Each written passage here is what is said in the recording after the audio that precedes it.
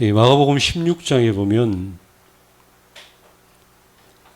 예수님이 이제 예루살렘으로 이제 고난을 받으시기 위해서 올라가시는 그 도중, 그 가이사라 빌립보에 이르렀을 때 제자들에게 이러한 질문을 던지죠. 너희는 나를 누구라 하느냐?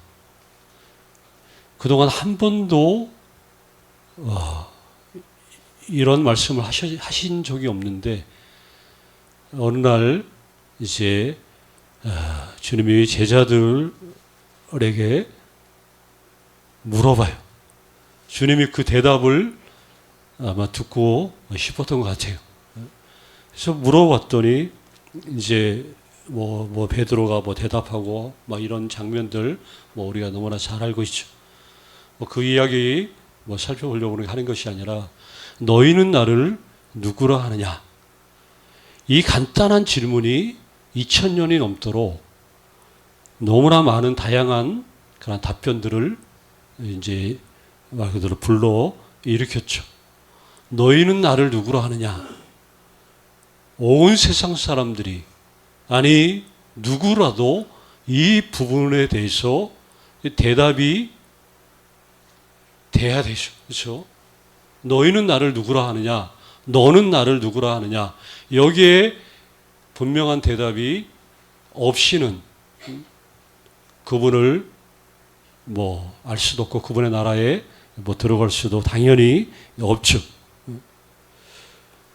많은 다양한 답변들을 불러일으킨 질문이었었는데 그럼에도 불구하고 사람들은 예수님이 누구인가에 대해서 어떤 의견의 일치를 사실은 보지 못하는 것도 또한 사실이죠. 복음서를 보면 분명하게 예수님이 어떤 분이신지 누구신지 말해주고 있어요. 그런데 복음서들은 각각 다양하게 그리고 다른 각도로 또 다른 방법으로 예수님이 누구인가에 대해서 이제 말씀을 하고 있습니다. 뭐 참고로 마가는 관점이 좀 다르죠. 다른 복음서 저자들과는 달리 마가 같은 경우에는 마가가 생각했을 때는 뭐 예수님의 뭐 부모 이름이라든가 예수님이 그 태어난 뭐 이런 이야기들은 별로 중요하게 여겨지지 않았던 것 같아요. 그래서 마가는 예수님의 출생에 대한 뭐 그런 이야기들은 다 생략하고 아예 기록하지 않고 그 대신에 예수님을 올바로 이해하기 위해서는 예수님의 탄생 이야기가 아니라 예수님이 누구인가를 알기 위해서는 먼저 세례 요한이 누구인가를 알아야 된다. 그리고 구약의 예언한 그런 모든 구약에서 말씀하는 예언이 누구에 대해서 말하고 있는가. 이런 부분들에 대해서 이것들을 먼저 잘 알아야 예수님을 알 수 있다라고 마가는 생각을 한 거예요. 반면에 마태 같은 경우에는 제일 먼저 예수님의 족보를 기록하고 있죠. 구약의 사람들이 소망했던 그 하나님의 나라가 예수님을 통해서 성취되고 있다는 것을 아마 마태는 말하고 싶었던 것 같아요. 그래서 구약의 소망, 구약의 그 기대감, 이게 예수님을 통해서 성취되었다 하는 것을 말하기 위해서 그의 복음서들을 이렇게 기록을 하고 있다는 거예요. 그래서 복음서 가운데 가장 많이 구약의 말씀을 인용하고 있는 제자가 누구예요? 마태죠, 마태. 구약에 말하는 그 약속, 구약이 말하는 메시아, 그토록 너희들이 기다렸던 구약에서 말하는 그분이 예수님이다 하는 것을 얘기하기 위해서 그렇게 구약의 많은 말씀들을 이렇게 인용을 하고 있다는 것이죠. 뭐 누가도 마찬가지. 예수님이 누구신지 그걸 이해하기 위해서는 이 구약의 그 말씀들이 너무나 중요하다라고 누가도 사실은 뭐 이렇게 말을 하고 있죠. 요한이라고 다를까요? 요한도 마찬가지죠. 우리가 요한복음을 1장 우리가 1절부터 몇 주에 걸쳐서 지금 살펴보고 있는데, 요한도 마찬가지. 요한도 그 독자들을 구약의 그 시대로 이제 안내를 하는데, 아니, 요한은 더 또 뛰어넘죠. 단순히 구약 시대가 아니라 요한은 독특하게도 구약 시대 그 이전까지 벌써 이전의 이야기부터 이제 시작을 하는 거예요. 왜 이렇게 얘기를 하냐? 예수님을 이해하기 위해서, 예수님이 누구인가를 알기 위해서는 그 구약 시대 이전, 창세 전까지 올라가야만 예수님이 어떤 분인지를 더 정확하게 알 수 있다. 요한은 그렇게 생각을 한 거예요. 그래서 창세 이전의 이야기부터 끄집어내고 예수님이 어떤 분인가를 말하기 위해서 그때부터 이야기를 이제 시작을 하는 거죠. 우리가 이미 예수님의 하나님 되심을 밝히는 여러 내용들 몇 번에 걸쳐서 이미 살펴봤죠. 적어도 우리는 그동안 4번에 걸쳐 4가지 예수님은 스스로 계신 분이다. 생각납니까? 예수님은 말씀이시다. 또 지난주에 예수님은 창조주. 예수님은 창조주. 그리고 예수님은 영원한 뭐예요? 생명. 생명. 그렇게 얘기. 예수님은 이 세상이 창조되기 전부터 계셨던 그런 분이시다. 하나님과 함께 모든 것이 창조되기 전에 하나님과 함께 계셨던 분이고, 아니 계셨던 정도가 아니라 그분이 곧 하나님이셨다. 그분은 또한 영원한 우리의 생명이시다. 이거를 처음부터 막 강력하게 우리들에게 말씀하고 있습니다. 온 우주를 열어놓고 이렇게 우주적인 총체적인 그 어마어마한 그런 분에 대해서 처음부터 설명하는 거예요. 이게 야금야금 그분이 어떤 분인가 조금씩 멋진 포즈를 맞춰가듯이 그렇게 해가지고 나중에 완성되니까 이분이 이런 분이구나, 그런 게 아니라 반대로 그냥 아주 총체적으로 우주적으로 예수님이 어떤 분인가를 선언해 주고 나서 왜 그분이 그런 분인가를 계속해서 그분의 사역을 통해서 세부적으로 이래서 그래서 나중에 요한복음을 읽는 사람들이 그걸 깨닫는 것이죠. 이래서 요한 사도가 처음부터 그분은 이런 분이구나 하는 것들을 그래서 선포했구나 라고 알게 되는 거죠. 오늘 말씀도 이런 맥락에서 우리가 마찬가지로 이해를 해야 되는데, 여기 오늘 또 다른 내용이 오늘 추가돼요. 예수님이 하나님 되심을 선언해 주는 또 한 가지 중요한 선언을 해주고 있는데, 자, 예수님은 하나님 아버지를 알고 하나님의 아버지를 알리시는 분으로 이제 설명이 되는데, 하나님을 알고 하나님을 알리시는 분, 이걸 가리키는 칭호가 뭐냐? 예수님은 사람들의 오늘 제목처럼 뭐예요? 빛이라는 거예요. 빛이라는 거.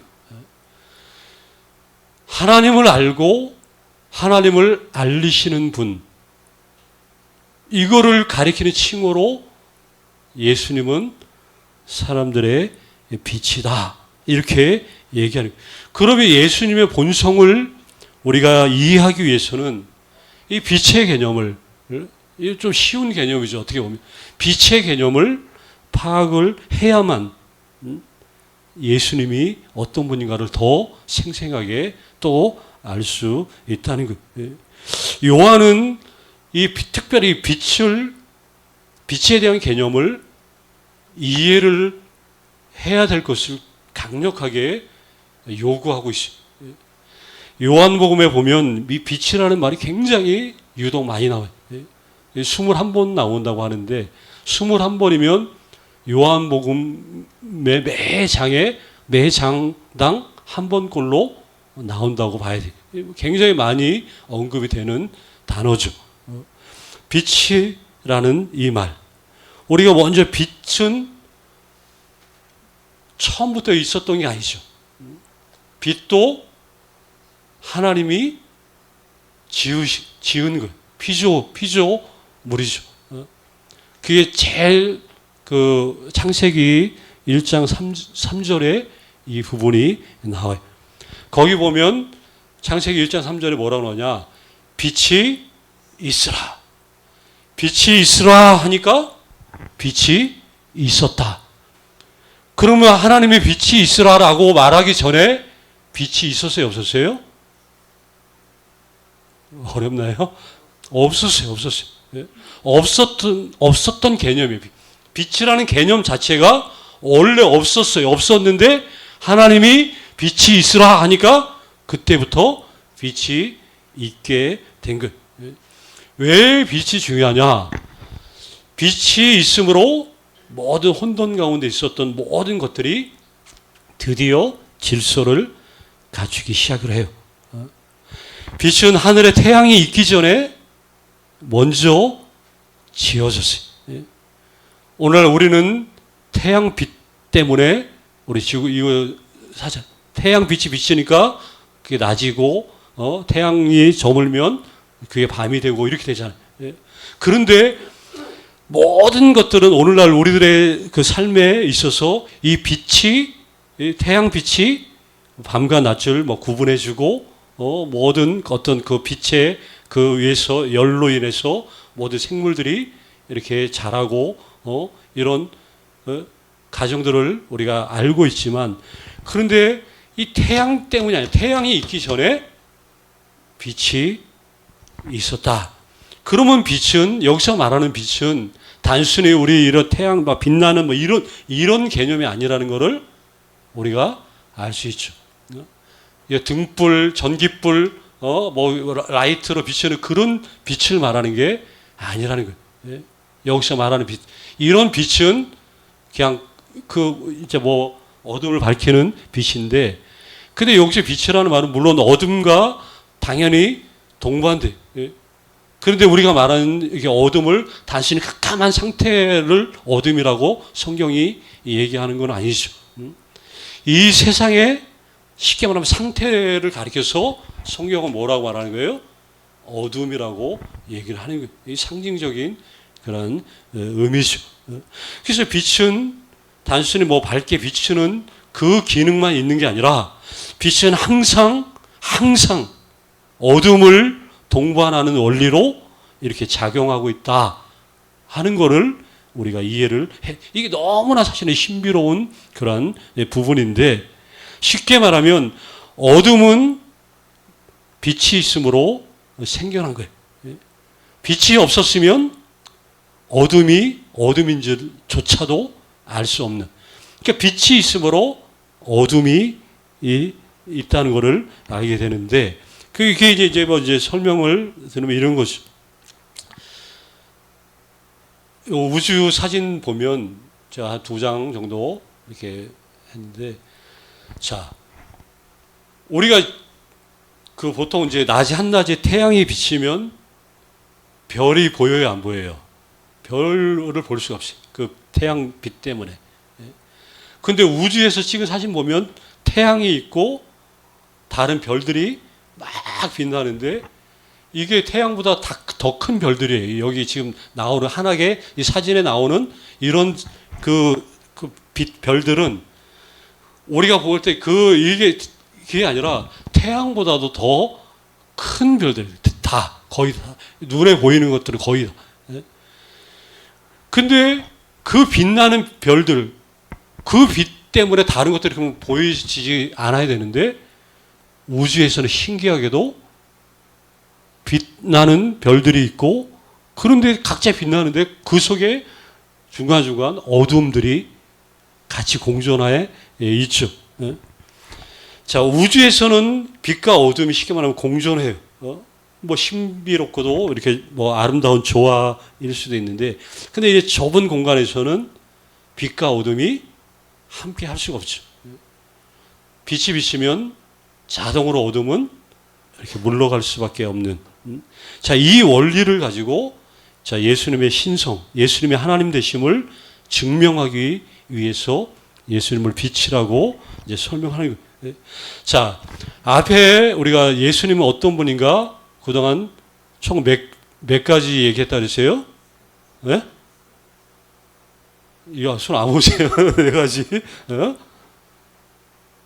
그래서 이게 자꾸 반복이 스스로 계신 분, 말씀, 창조주, 그 다음에 생명. 어? 자, 생명이 먼저 나오고, 그 다음에 바로 뭐가 나온 거예요? 지금 오늘 빛이 나오잖아요. 빛은 쉽게 말하면 생명하고 연관이 되죠.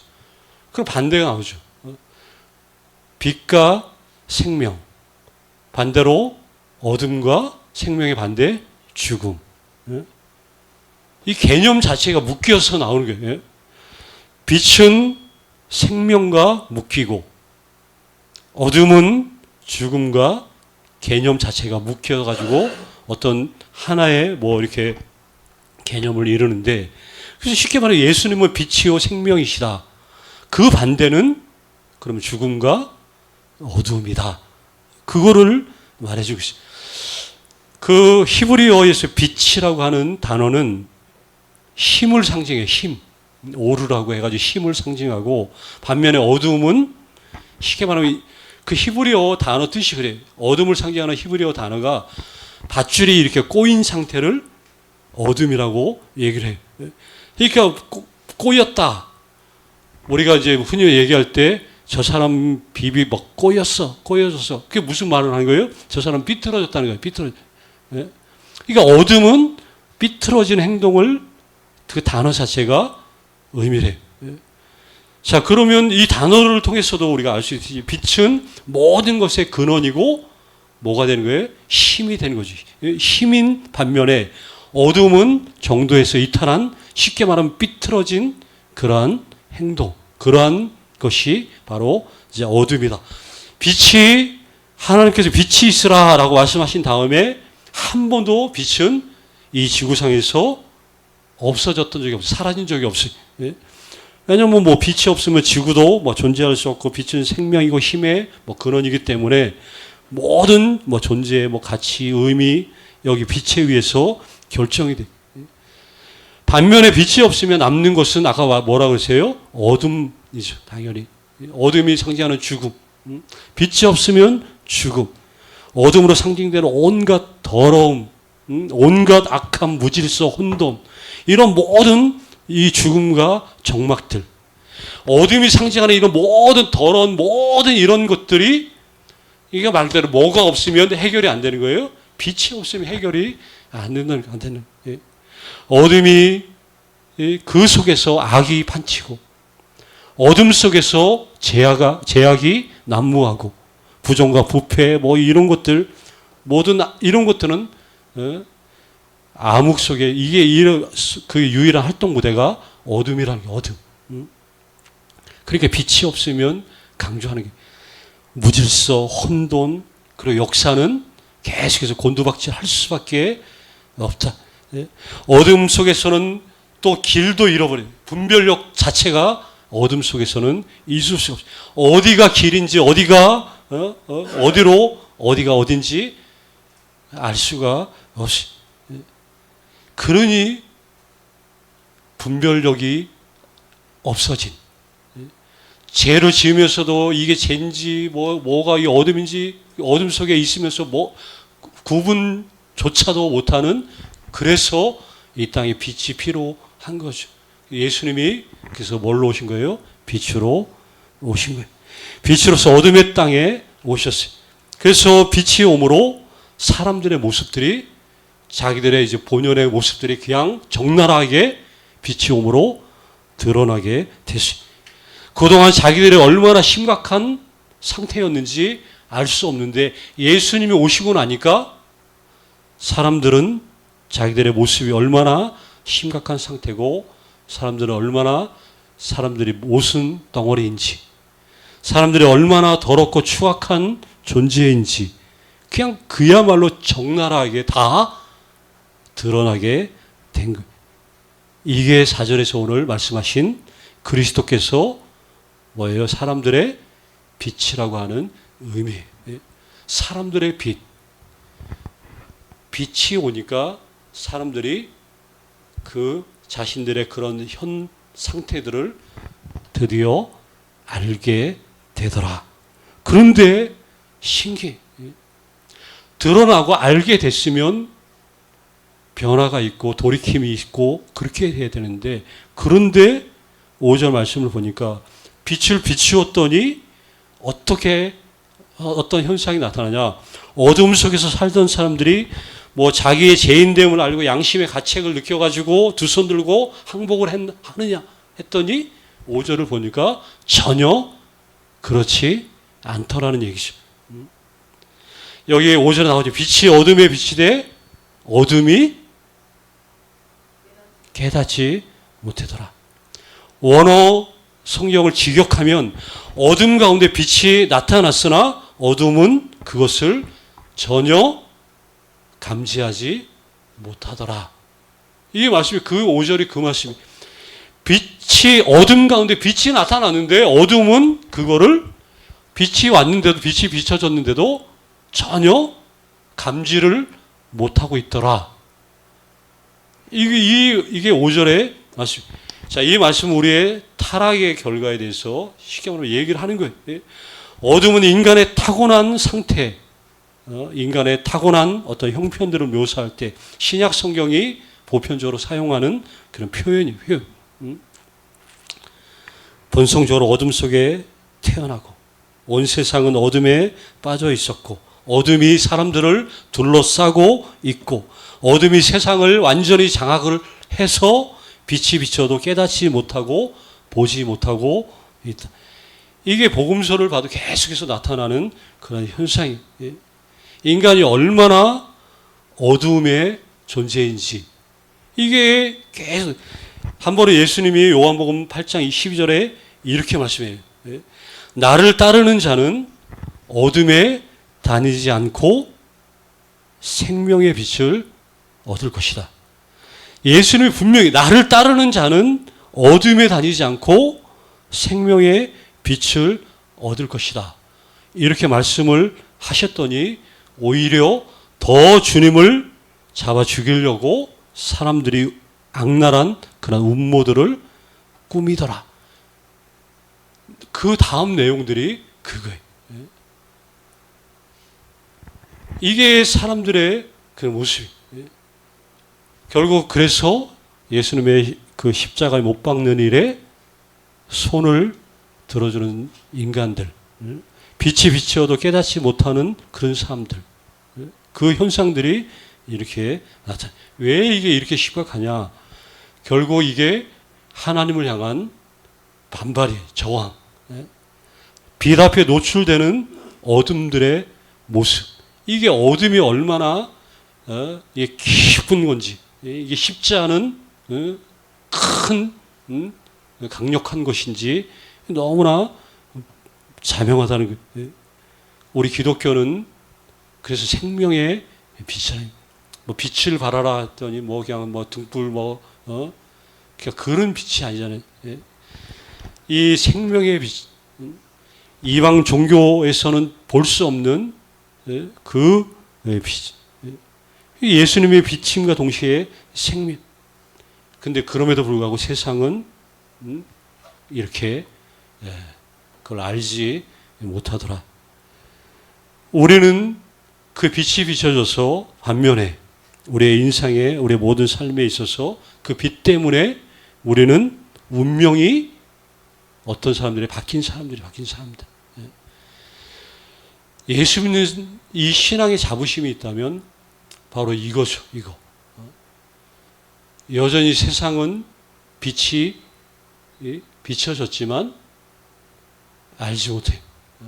근데 우리는 그 어둠 속에 우리도 있었었는데 우리는 그 비침을 알게 되었고 그 빛 때문에 내 삶이 바뀐 그러한 삶으로 내가 이 자리에 앉아서 예배를 드리고 내가 내 마음속으로 예수님을 나의 구세주로 고백을 하고 나는 당장 죽어도 천국에 갈 수 있다. 이런 확신 가운데 살아갈 수 있다는 게 이게 얼마나 기적적이고 얼마나 놀라운 일인가. 사람들은 어둠은 그냥 쉽게 비치지 않는 거예요. 예수님조차도 통하지 않는 경우가 이렇게 많은데, 그런데 그렇게 많은 가운데 우리는 그게 그냥 자연스럽게 통해졌고 빛 가운데 있는 그런 사람들이 되었다. 이 신앙의 이 복됨, 이 영광스러움. 그래서 이거를 알면 더 우리가 이 신앙, 이 세계를 뭐 정말 더 감당할 길이 없어서 아쉬울 정도로 그런 이제 자들이 되는 거죠. 자, 빛이 어둠을 뚫고 들어와 우리에게 복된 깨달음을 그래도 우리는 얻었고, 빛이요 생명이요 영광이신 우리가 주님을 알게 됐다는 것, 너무나 큰 은혜죠. 이 지고한 복됨을 그래서 알고, 그래서 오늘도 내일도 믿음의 여정을 우리가 잘 감당해내고 계속해서 주님이 빛을 비쳤던 것처럼 계속 이 싸움들을, 영적인 싸움들을 쉽게 하는 것이죠. 그 빛을 받은 우리들이 달이 왜 빛나요? 태양빛을 받아서 그 받은 빛 때문에 우리가 둥근 달, 보름달도 보는 것이에요. 스스로 빛나지는 않는데 빛을 받아서 우리가 볼 때는 빛나 보여지는 것처럼, 우리가 빛나는 존재는 아닌데 그분의 생명의 빛이 우리에게 비춰줬기 때문에 우리가 스스로 빛을 낼 수는 없지만 그 빛 때문에 다른 사람들이 볼 때 빛나는 존재들로 우리가 나타나야 되는 것은 너무나 당연하죠. 그래서 우리의 싸움의 무대는 교회가 아니죠. 우리가 살고 있는 이 삶의 현장에서 우리가 이 생명의 빛을 소유한 자로, 빛을 받은 사람으로 빛을 막 잘 얼마만큼 반사해 내느냐, 이거를 우리가 평생에 우리의 그 부르심의 소명으로 알고 우리가 이 일들을 감당하는 그런 은혜들이 있었으면 좋겠어요. 생명의 빛, 그리고 그 빛을 받은 나도 자연스럽게 다른 사람들이 볼 때, 어둠이 볼 때 빛나는 그런 존재이다. 이 사실을 꼭 명심하시고 계속해서 주의 길을 잘 걸어가시기를 간절히 주의 이름으로 축원합니다. 아버지 하나님,